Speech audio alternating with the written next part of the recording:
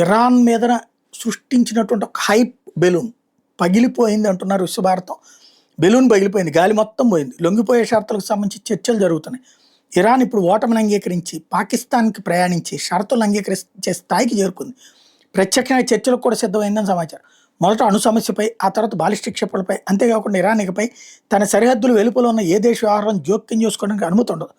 Iran పూర్తిగా లొంగిపోయి అంచుంది. ఒకవేళ తన సొంత షరతులను విధించడానికి ప్రయత్నిస్తే డొనాల్డ్ ట్రంప్ ప్రతిబద్ధం చర్చల నుండి వైదొలుగుతుంది.